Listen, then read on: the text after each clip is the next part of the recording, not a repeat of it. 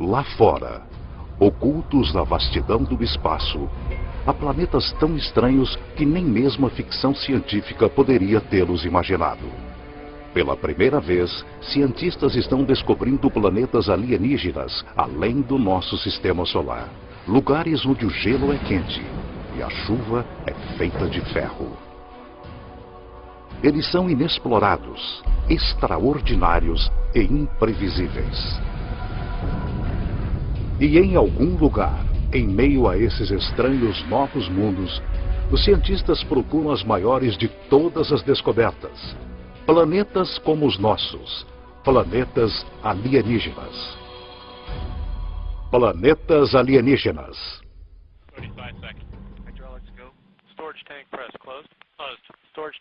6 de março de 2009. Este foguete Delta II está passando pelos testes finais pré-lançamento.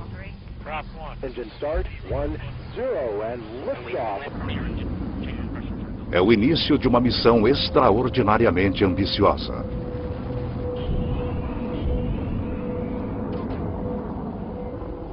O Observatório Espacial Kepler está procurando por planetas similares à Terra em uma região que abrange 100.000 estrelas.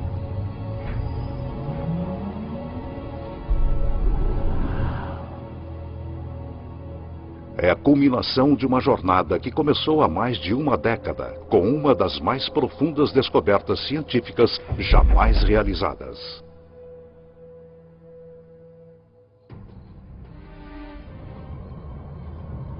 Em 1995, o astrônomo suíço Michel Mayor e sua equipe fizeram uma observação rotineira de estrelas da constelação de Pégaso, localizada a 50 anos-luz de distância.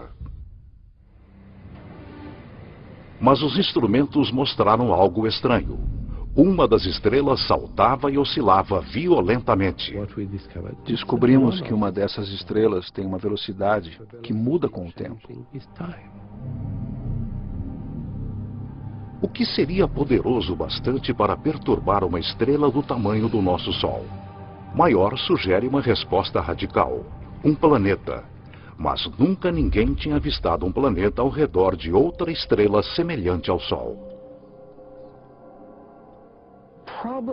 O problema de se detectar planetas ao redor de outras estrelas é que, conforme um planeta orbita uma estrela próxima, esse planeta se perde por causa de sua luz tênue no clarão da estrela muito brilhante. Apesar da improbabilidade, Mayor confia em seus dados e está convencido de que as oscilações são causadas pela atração gravitacional de um planeta em órbita. Quando eu li essa afirmação do Michel Mayor, eu fiquei muito cético. Já tinha havido muitas falsas alegações sobre o primeiro planeta descoberto ao redor de outra estrela. E eu pensei, aqui vamos nós de novo.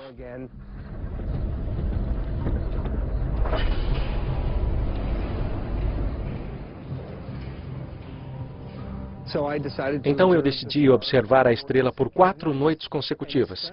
E, surpreendentemente, ela oscilava exatamente como Michel Mayor havia dito. Michel Mayor e seu colega de equipe Didier Queloz anunciam sua descoberta que agita a comunidade científica. Eles encontraram pela primeira vez evidência reproduzível e confirmável da existência de um planeta ao redor de uma estrela semelhante ao Sol.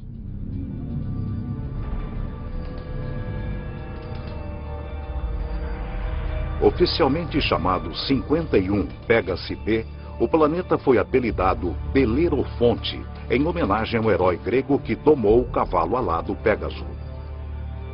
É um planeta que quebra todas as regras.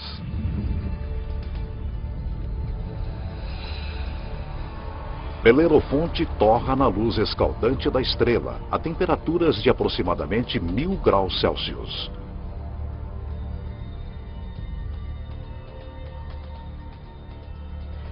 Tem quase 150 vezes a massa da Terra e é um gigante gasoso como Júpiter. Um gigante gasoso é um planeta composto principalmente por hidrogênio e hélio. Apenas as camadas exteriores são gasosas, mas por dentro são comprimidos a pressões tão gigantescas que não se parecem nada com gás. Diferente de qualquer coisa encontrada em nosso sistema solar, esta é uma classe completamente nova de planeta, que os cientistas chamam de Júpiter quente. Se formos ao Havaí e observarmos o fluxo da lava de lá, um Júpiter quente é tão quente quanto. É muito quente mesmo. A Terra se encontra a uma distância confortável de 150 milhões de quilômetros do Sol. Como esses Júpiteres quentes estão aproximadamente 100 vezes mais próximos, a quantidade de luz do Sol que eles recebem é 10.000 vezes maior. Se isto fosse uma estrela e isto um Júpiter quente, o Júpiter quente estaria a 3 ou 4 diâmetros estelares de distância da estrela. Então seria 1, 2, 3. Um Júpiter quente estaria próximo assim de sua estrela. Júpiteres quentes estão sujeitos à força de maré. Eles ficam virados com a mesma face para a estrela o tempo todo, assim como a Lua em relação à Terra. É permanentemente dia de um lado e permanentemente noite do outro. Se eu estivesse preso num Júpiter quente, eu gostaria de estar do lado de trás e torceria para que parte do calor do lado da frente, virado para a estrela, chegasse até a parte de trás.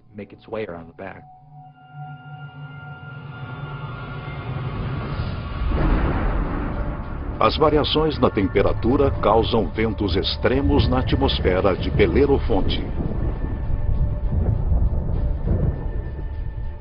Conforme o ar é cozido pela estrela, ele sobe. Ar mais frio avança para baixo para substituí-lo, assim como acontece na Terra. O vento uiva a milhares de quilômetros por hora, muito além de qualquer coisa que poderíamos suportar. As rajadas de calor garantem a inexistência de vapor de água, mas isso não significa que não haja chuva.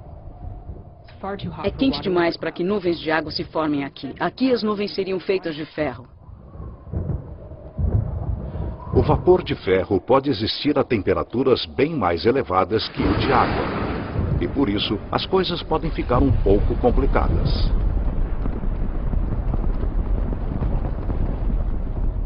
É melhor que seu guarda-chuva seja bem resistente, porque o ferro vai começar a cobri-lo rapidamente, torná-lo extremamente pesado e simplesmente o destruiria.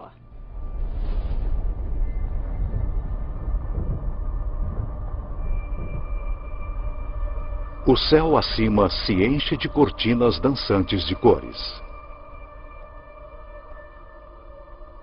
Partículas carregadas da estrela próxima formam auroras bem mais radicais do que a aurora boreal na Terra. Esse planeta recentemente descoberto possui outra característica singular. Belerofonte orbita seu Sol em apenas 4,2 dias. Nenhum planeta que se respeite orbita uma estrela em 4,2 dias. Nenhum dos planetas em nosso sistema solar leva um tempo tão curto. Para os cientistas, a órbita minúscula desafia as noções antigas de como os planetas se formam. O fato de que o planeta orbitava a cada 4 dias era um enigma total. Até que uma noite, no meio da noite, acordei e pensei, isso deve ser prova de que os planetas migram para dentro. Eles não ficam parados onde estão. A chave do enigma encontra-se em como os planetas se formam. Os planetas são um subproduto da formação das estrelas. Quando as estrelas se formam, elas têm um disco de poeira e detritos à sua volta, e desses detritos formam-se os planetas. Muito do que sabemos vem do telescópio espacial Hubble, conforme ele se volta para regiões como a nebulosa da Águia. Essa nuvem interestelar é adornada por discos de poeira e gás que se contraem. Um aglomerado gigante se forma no centro de cada disco. As temperaturas chegam a 10 milhões de graus Celsius. A mesma fusão nuclear que energiza nosso Sol é liberada.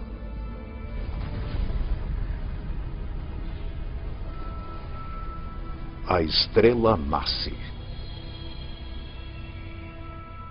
A radiação da estrela gera um vento estelar que empurra para longe a poeira e os detritos restantes. Parte da poeira sobrevive e permanece em órbita ao redor da estrela recém-nascida. Durante milhões de anos, a poeira vai se juntando e formando torrões que viram asteroides, e os asteroides viram planetas.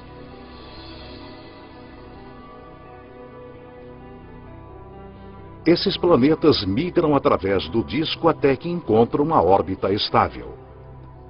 É por isso que Belerofonte está tão perto de sua estrela-mãe. Mas um planeta recentemente descoberto encontrou sua órbita estável num lugar em que nenhum planeta deveria ir. 2001. O telescópio espacial Hubble está direcionado para uma estrela obscura a uns 150 anos-luz de distância da Terra na constelação de Pégaso. Essa é a mesma região onde Belerofonte foi descoberto 6 anos antes. O Hubble está rastreando outro Júpiter quente descoberto pelo astrônomo Geoff Marcy. Mas este é diferente de Belerofonte. Provavelmente você já ouviu falar do planeta HD 209458b. É um nome terrível.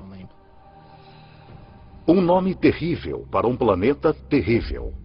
O HD 209458b foi apelidado por alguns como Osíris, o deus egípcio dos mortos. Osíris tem mais de 200 vezes a massa da Terra. Ele migrou para perigosamente perto de seu Sol. A apenas 6,5 milhões de quilômetros da superfície solar flamejante, Osíris arde no inferno planetário. A temperatura média diária em Osíris é de mais de 1000 graus Celsius. Esqueça um aquecimento global. Isso é fritura global. E ela faz Osíris perder aproximadamente 500 mil toneladas métricas de ar por segundo.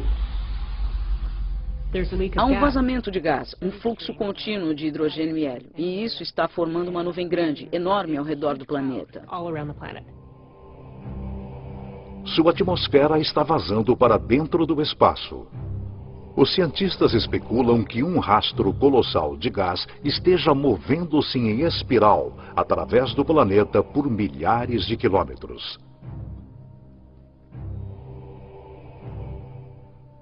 Osíris apresenta para os astrônomos uma oportunidade sem precedentes. Usando o Hubble, eles analisam a atmosfera inchada do planeta alienígena. Esta é a primeira vez que podemos determinar a composição da atmosfera de um planeta extrasolar.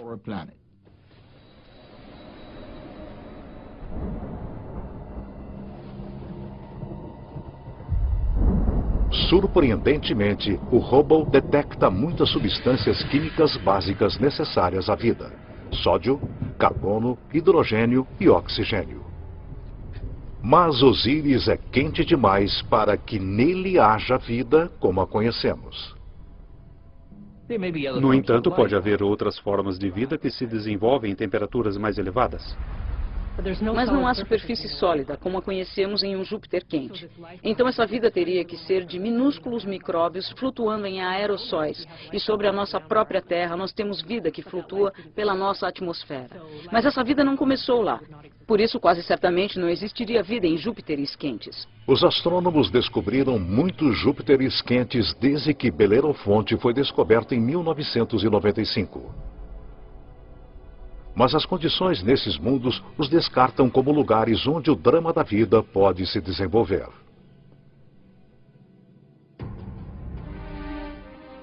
No entanto, um desses gigantes gasosos é um planeta que desafia as regras da evolução. O astrônomo Geoff Marcy descobriu algo surpreendente sobre um planeta que orbita uma estrela chamada 16 Cygnus b, localizada a cerca de 70 anos-luz de distância na constelação de Cygnus, o Cisne.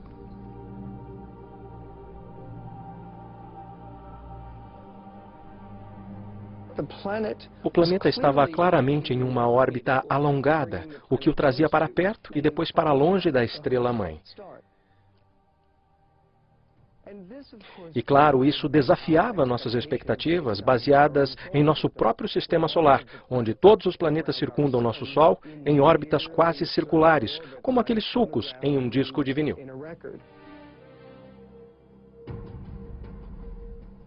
Como um gigantesco ioiô no espaço, o gigante gasoso vai para frente e para trás, atravessando seu sistema solar. Seria como se a Terra fizesse uma investida de mais de 40 milhões de quilômetros para mais perto do Sol e depois ultrapassasse Marte em direção a Júpiter todos os anos.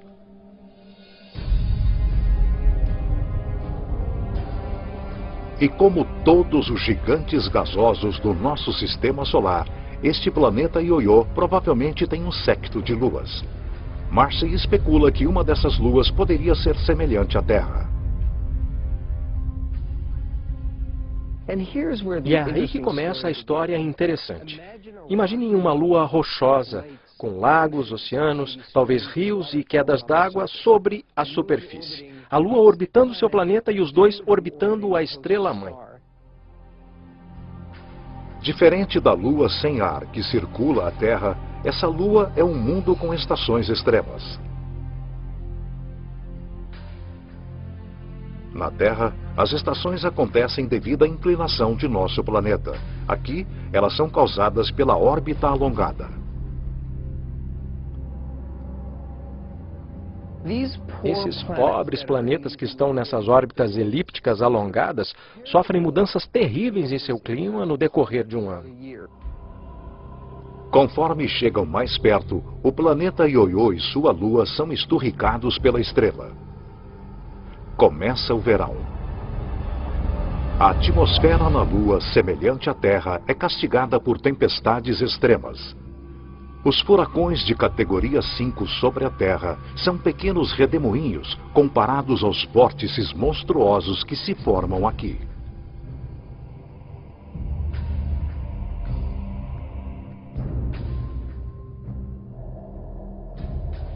As nuvens ficam mais espessas conforme a água evapora.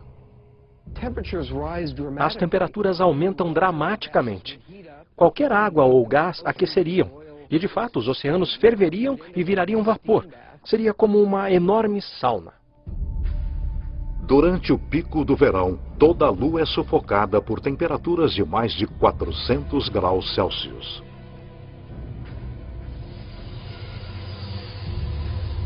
Este é o ponto mais próximo da estrela.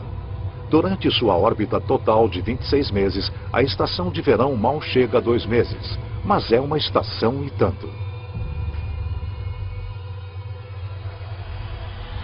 O planeta e sua lua afastam-se da fornalha da estrela. As temperaturas caem para limites que nós acharíamos temperados e confortáveis.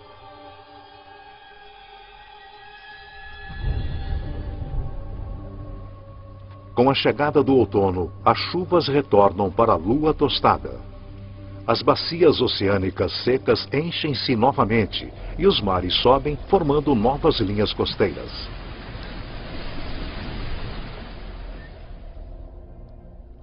A tranquilidade prevalece, conforme o planeta Ioiô e sua lua entram no congelamento do inverno. Agora, a mais de 320 milhões de quilômetros da estrela, o céu de dia é escuro. As temperaturas oscilam ao redor de menos 160 graus Celsius. Os oceanos congelam e as calotas polares se expandem por sobre a superfície da Lua, formando um lençol de gelo com muitos quilômetros de espessura que engloba todo o planeta. Os invernos são longos, duram 17 meses. Com a chegada da primavera, o Sol aparece radiante no céu sobre essa lua, conforme o gelo racha e derrete violentamente. Enormes icebergs soltam-se para dentro de um oceano tempestuoso que cresce rapidamente.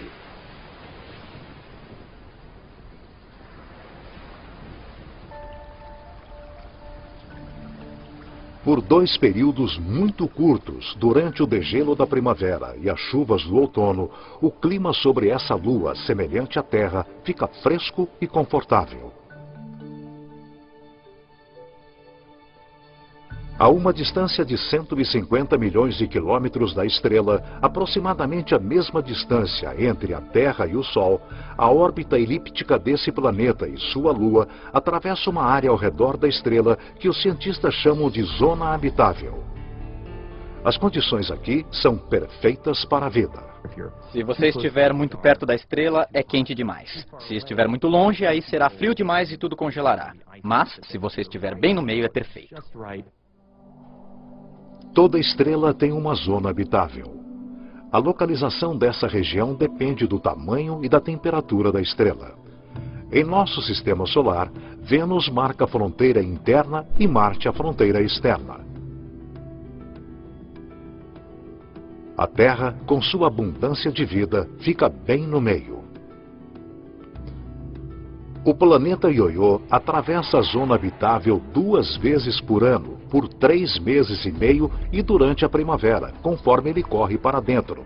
E novamente no outono, por 3 meses e meio, conforme ele volta apressado para as regiões mais frias do espaço. Poderia a vida sobreviver às condições fora da zona habitável?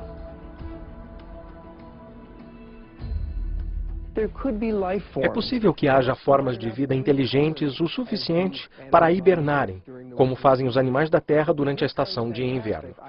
Se isso parecer fantástico, pensem nas zonas das marés da Terra. Nas zonas das marés, a vida prolifera, é claro, perto da praia. E isso acontece apesar das correntes. A água vem e cobre muitas das formas de vida. Quando a maré baixa, a água retrocede, mas mesmo assim essas espécies sobrevivem perfeitamente bem. O estranho ciclo da órbita do planeta Ioiô cria condições transitórias apropriadas à vida, mas também à morte.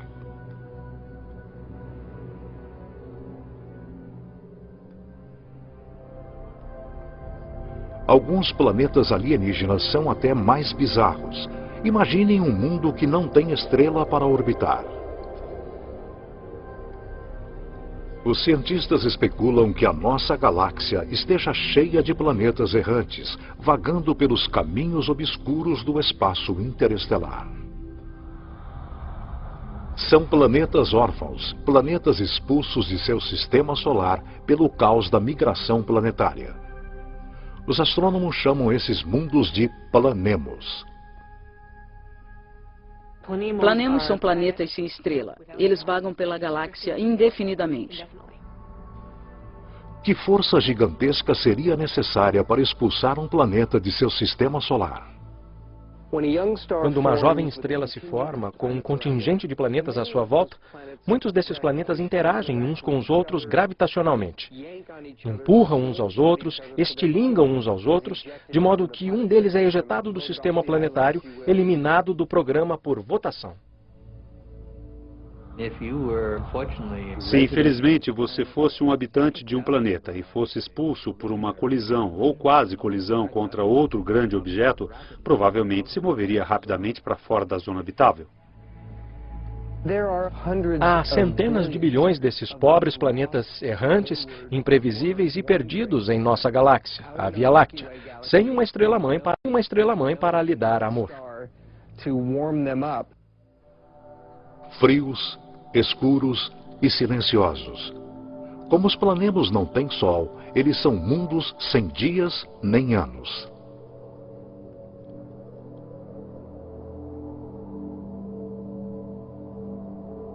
Eles mantêm vigília através de uma noite eterna. São solitários errantes, sentinelas da galáxia. Mas o fato de um planemo estar lá vagando pelo espaço não significa que ele esteja morto. Se o planema for um mundo rochoso, ele pode ter vida. Um pequeno planemo rochoso, sem atmosfera, hibernará sob um frio extremo, bem mais frio que o dia de inverno mais frio do nosso Polo Sul. Mas um planemo grande o suficiente para reter uma atmosfera retém o calor gerado quando o planeta se formou. É o exemplo máximo do efeito estufa. O calor e a energia vêm do núcleo liquefeito bem do centro do planeta solitário. Se o planemo for um gigante gasoso, como Júpiter, ele pode ter um sistema de luas. A atração gravitacional entre o planemo e suas luas cria fricção, fazendo com que o interior dessas luas permaneça quente. Essas luas também podem ter vida, da mesma forma que a lua de Júpiter tem vulcões e muita energia em forma de calor gerada pelas interações com Júpiter e as outras luas. Se alguma coisa vive aqui, são organismos unicelulares, como as bactérias comuns encontradas na Terra e não formas de vida complexas. Sem um sol para propiciar fotossíntese, esses minúsculos organismos obtêm sua energia da química do solo do planemo ou de sua lua.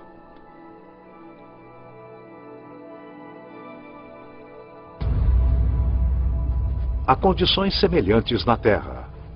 Colônias de bactérias são encontradas bem no fundo das minas na África do Sul. Elas não têm acesso a oxigênio ou à luz e sobrevivem inteiramente das substâncias químicas que produzem a partir da terra que as circunda.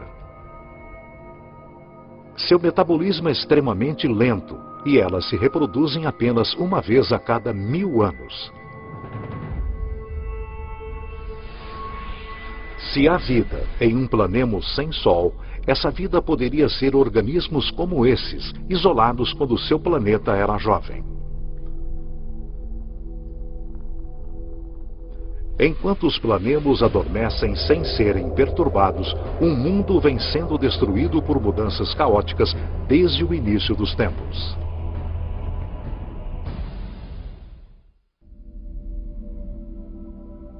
Em 2003, os astrônomos confirmam a existência de uma relíquia do início dos tempos na constelação de Escorpião. A maioria dos planetas encontrados fora do nosso sistema solar está localizada no disco principal da nossa galáxia.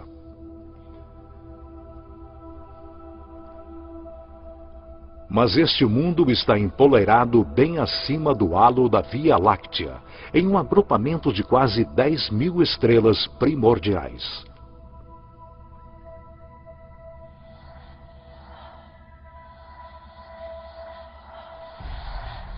O planeta B162026 é mais conhecido por seu nome não oficial, Planeta Matusalém, a pessoa mais velha da Bíblia.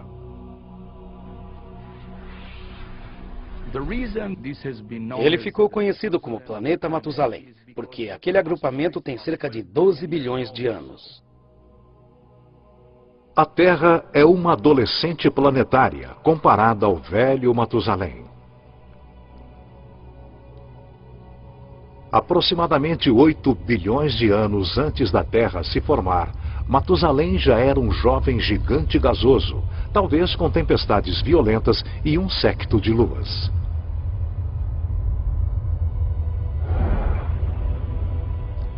Os eons passam e os ventos e as tempestades diminuem, deixando para trás um mundo pacífico. De repente, duas estrelas surgem no céu. Elas são os centros queimados de estrelas mortas há muito tempo, assombrando o agrupamento. No ambiente muito denso de um agrupamento globular, há muitas colisões estelares e quase colisões, sistemas em que uma estrela é chutada para fora e outra é chutada para dentro. Em uma dança cósmica de gravidade semelhante à migração de planetas, uma das estrelas é expelida e substituída pela estrela-mãe de Matusalém. Matusalém agora é um planeta com 2 sóis. Todos os dias há 2 alvoradas e 2 ocasos. Todas as nuvens e todos os objetos projetam 2 sombras. Com o tempo, a estrela-mãe original começa a se expandir, um sinal de que a estrela está morrendo. Ela incha até se tornar uma estrela gigante vermelha e transbordar para a estrela de nêutrons. A estrela de nêutrons devora a gigante vermelha.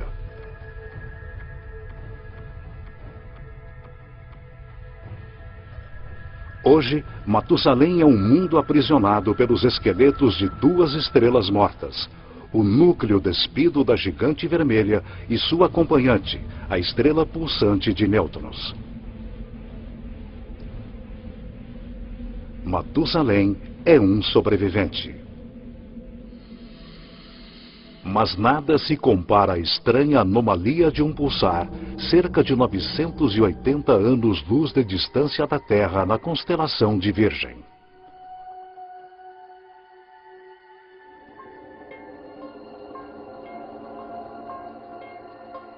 De longe, um pulsar parece uma luz piscando. Mas de perto, os pulsares bombardeiam seus arredores com radiação letal. Não há lugar para planetas. No entanto, alguma coisa interfere com a precisão deste pulsar. Uma explicação seria que a anomalia é causada por um planeta.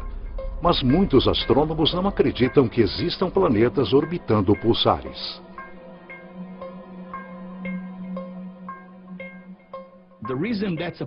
Isso é um problema, porque os pulsares são formados em explosões incríveis.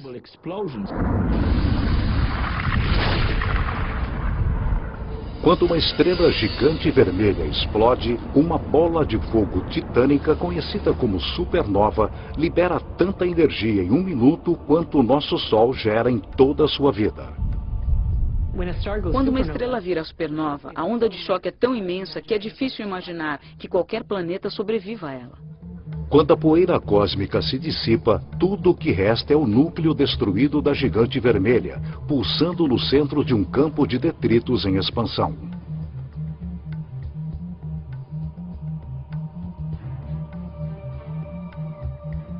A matéria destruída pela explosão colossal volta para o pulsar e forma um disco.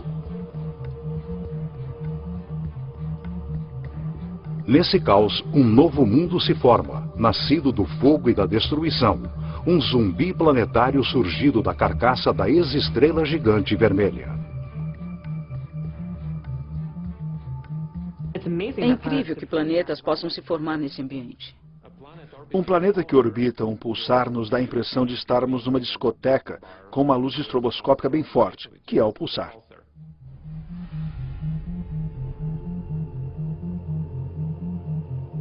A radiação dessa fera estelar quebra as moléculas orgânicas necessárias à vida. O pulsar tem campos magnéticos muito fortes, que giram conforme a estrela gira rapidamente e suga qualquer material, elétrons, prótons, e os acelera e os arremessa para fora em alta velocidade. É como um vento solar violento. Não imagino que haja qualquer oportunidade, mesmo para uma forma de vida simples, microbial, emergir e florescer num planeta orbitando um pulsar. Principalmente porque se você estiver no pulso, você estará severamente energizado. E se não estiver no pulso, estará completamente destituído de energia. A descoberta de planetas pulsares mostra como novos mundos podem se formar depois da destruição de uma estrela. Independentemente de onde surge um planeta, seu processo de nascimento é repleto de perigos.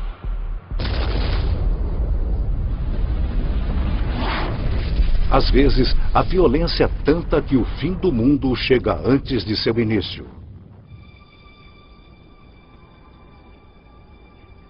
2007. Astrônomos usando o telescópio gigante Gemini Norte fazem uma estranha descoberta no agrupamento das Pleiades, cerca de 400 anos-luz da Terra. Uma estrela conhecida apenas por seu número de catálogo, HD 23514, é cercada por uma nuvem gigante de poeira e gás com um formato de uma rosca. A estrela no centro dessa formação tem cerca de 100 milhões de anos.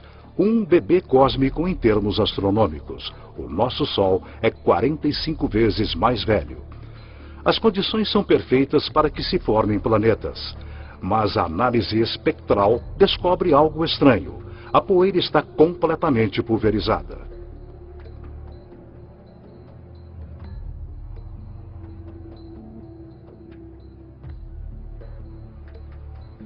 Normalmente, uma estrela recém-nascida é cercada por jovens planetas. Os planetas se formam ao redor da jovem estrela em um disco protoplanetário de gás e poeira. Então, esses planetas seguem seu alegre destino, orbitando a estrela, sem perceberem que estão em uma órbita próxima demais de outro planeta. Bilhões de anos atrás, dois planetas primordiais que orbitavam a HD 23514 espiralam para sua morte. Conforme os dois mundos se aproximam, as forças das marés achatam cada planeta do formato de esfera para o formato ovalado. As forças das marés achatam cada planeta do formato de esfera para o formato ovalado.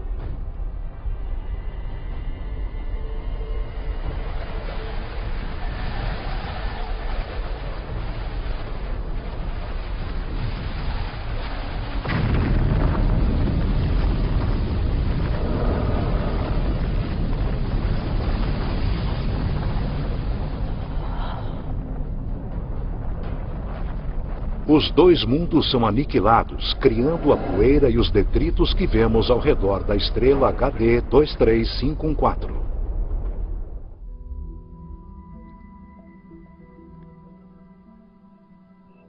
Há um novo planeta lá fora, um planeta cuja existência antes desconhecíamos.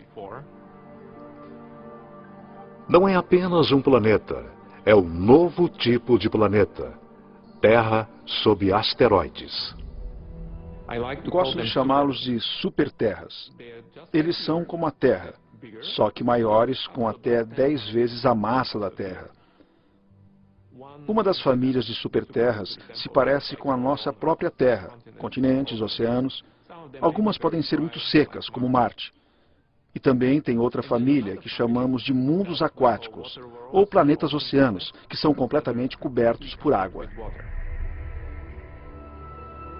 Bem-vindos a Gliese 581c.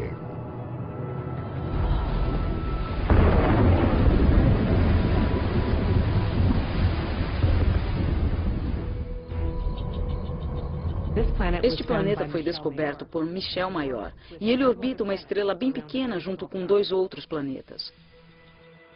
Ele fica apenas a 20 anos-luz de distância na constelação de Libra e é um dos menores planetas terrestres encontrados além do nosso sistema solar. Mas isso não significa que o Gliese 581c seja pequeno. Ele é uma superterra com 5 vezes a massa de nosso planeta Terra e é a possibilidade de encontrar água líquida que anima os cientistas.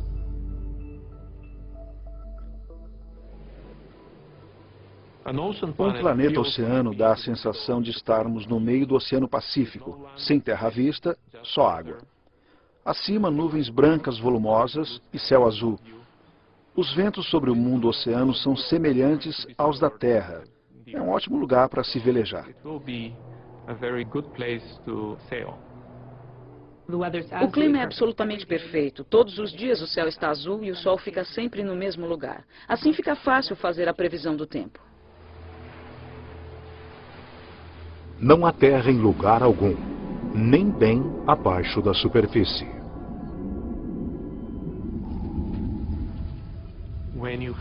Quando há uma grande quantidade de água, no fundo do oceano forma-se uma pressão muito alta, com mais de 1 milhão de atmosferas. E essa pressão comprime a água líquida, que é o oceano, para um estado que chamamos de gelo 7.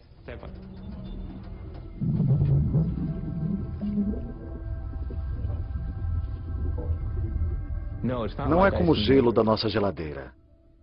As moléculas de água no gelo da nossa geladeira são meio que todas embaralhadas. Mas se o gelo se forma sob alta pressão, as moléculas de água ficam ordenadas e podem ficar alinhadas.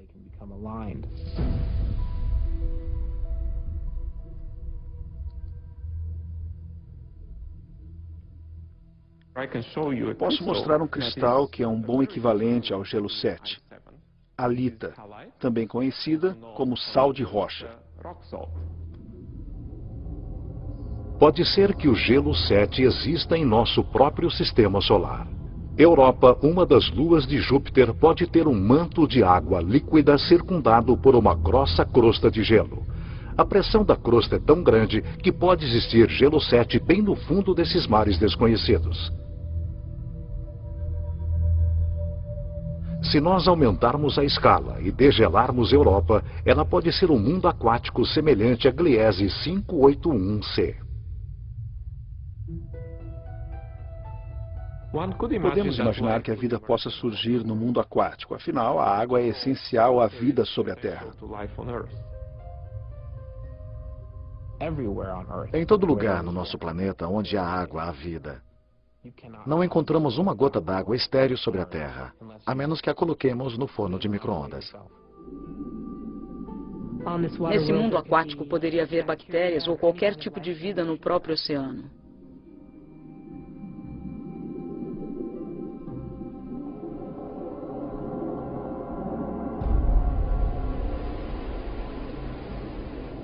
Mas nem todas as superterras são mundos aquáticos repletos de vida. Quando falamos de superterras, falamos de duas famílias principais. Em sua maior parte rochosa, com um pouco de água, e em sua maior parte aquática, com um oceano sem fim. Mas temos que adicionar uma terceira família, de provavelmente superterras e planetas similares à Terra, muito raros, chamados planetas carbono.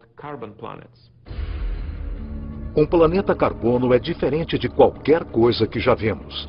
É um lugar com uma química estranha, mas repleto de tesouros terrenos.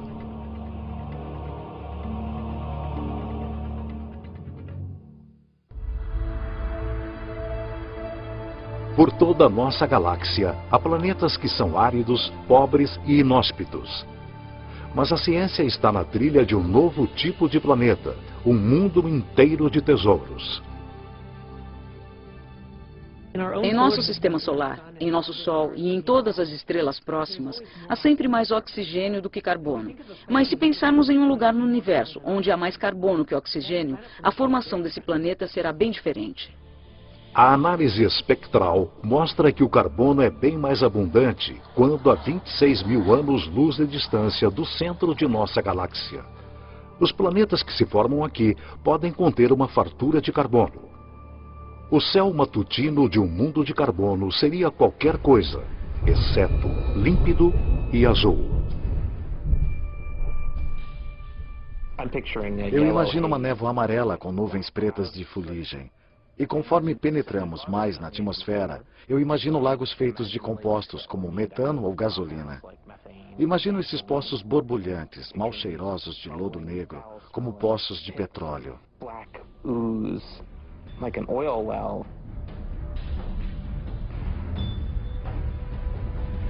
Com pouca ou nenhuma água na atmosfera, o ar é formado por compostos de carbono. Metano, butano, pentano, benzeno, todos esses tipos diferentes de compostos de carbono que se separam no refino da gasolina. Um dia pode chover benzeno, no outro pode chover butano. Por mais estranhos que possam parecer os planetas carbono, a qualidade do ar neles pode parecer familiar para alguns. O ar num planeta muito rico em benzeno será parecido ao de Los Angeles, com muitas partículas de smog, às quais infelizmente estamos acostumados por causa do escapamento dos automóveis. Apesar da poluição, planetas carbono podem ter um lado positivo bem atraente.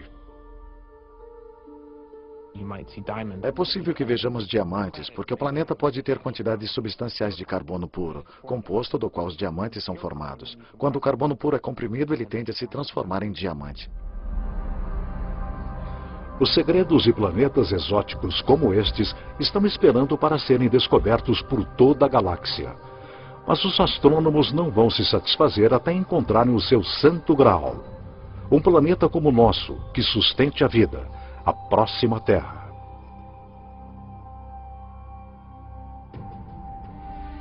Sempre me perguntam se eu acho que vamos encontrar outro planeta como a Terra. E eu respondo, com certeza.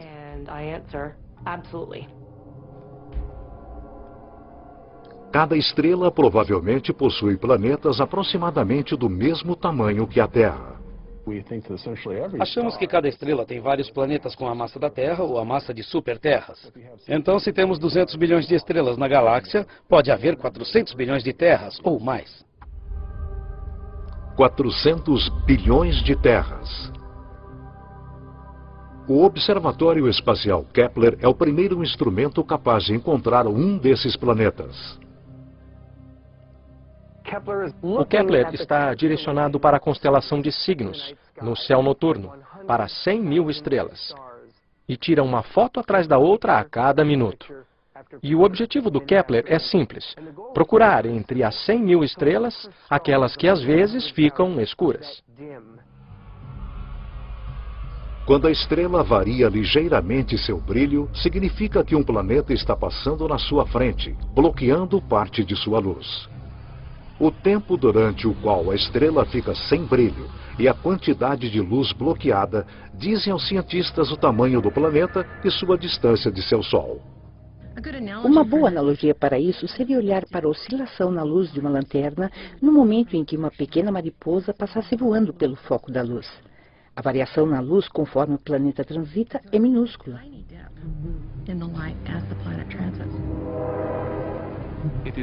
É uma técnica muito poderosa, porque permite descobrir planetas que são até menores do que a Terra ao redor de estrelas semelhantes ao Sol. É uma técnica que está mudando o curso da ciência. Achamos que poderemos encontrar um planeta habitável nos próximos anos. Os cientistas estimam que a missão Kepler encontrará um mínimo de 50 terras alienígenas.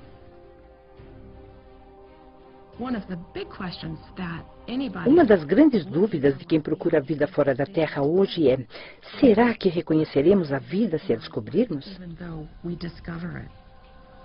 As condições em uma terra alienígena podem fazer com que a vida evolua de forma diferente. Minha esperança é que vamos ver algum sinal que nos arrepiará totalmente. Seja qual for esse sinal, será o primeiro capítulo da maior história científica jamais contada. Versão Marshmallow São Paulo. Próxima quarta em Tabu América Latina, rituais entre a vida e a morte. No Nat Geo.